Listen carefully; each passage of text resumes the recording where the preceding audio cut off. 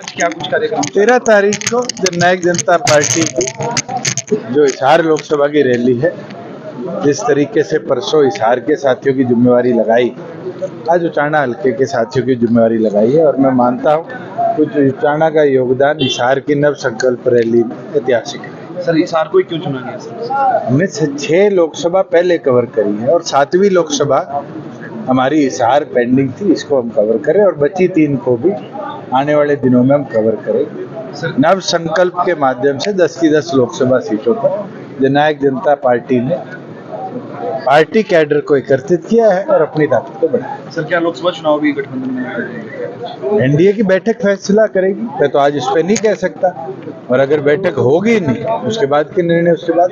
Sir Chaudhary Virendra Singh अभी आए थे, उन्होंने कहा कि 10 की 10 लोकसभा सीटों पर। वीरेंद्र सिंह जी से ये पूछ लो, 1 साल हो गया, पहले धमकी दी थी गठबंधन तोड़ोगे तो मैं पार्टी छोड़ दूंगा। 1 साल से तो उनने छोड़ी नहीं। मुझे नहीं लगता कि हरियाणा प्रदेश में या देश में भी ऐसा कोई पॉलिटिशियन है जो सन्नी देओल की मूवी में नहीं तारीख पे तारीख दिया करते थे, उस तरीके से सिर्फ अल्टीमेटम पे अल्टीमेटम दे रहे।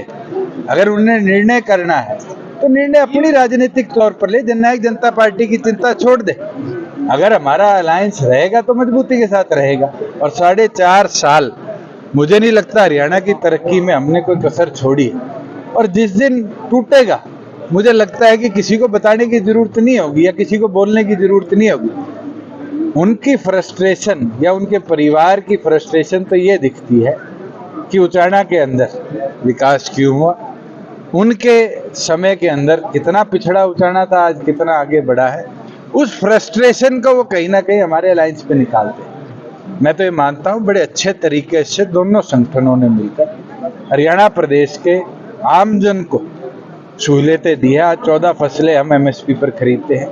हरियाणा प्रदेश के अंदर हमारी सरकार ने, चाहे वो सड़कों का नेटवर्क हो, चाहे वो मेडिकल कॉलेजेस का नेटवर्क हो, चाहे वो व्यवस्थाएं हो, जो डोर स्टेप डिलीवरी सर्विसेज की दी, पीला राशन कार्ड है, आपकी फर्द है, आपकी पेंशन है, ये सहूलियतें दी है और ये मिलकर ही हमने मुमकिन कर पाया है।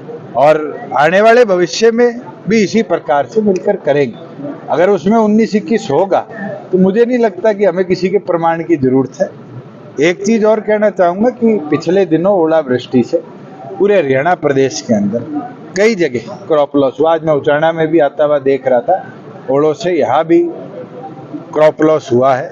क्षतिपूर्ति पोर्टल को 1 तारीख को खोल दिया गया था। फार्मर दिन प्रतिदिन उस पर अपनी फसलों के नुकसान को अपलोड कर रहे हैं और मैं मानता हूं कि जैसे ही 15 तारीख को सभी किसानों की क्रॉप लॉस के अपडेशन आ जाएगी, इमीडिएटली क्षतिपूर्ति सहायक के हमने आदेश दे दिया, उनको लगाकर क्रॉस वेरिफिकेशन भी करेंगे और हम किसान का मुआवजा भी तुरंत उसके बाद उसके खाते में दिसंबर। सर अनुराग डांडा कहते हैं कि डिप्टी सीएम ने कहा था कि गठबंधन के लिए सवाल करते थे, हमारा तो हो गया, अभी वो देखें उनकी छड़ी। चलो अनुराग जी ये भूल जाए कि पिछली बार हमारे साथ 3 सीटों पे आए थे।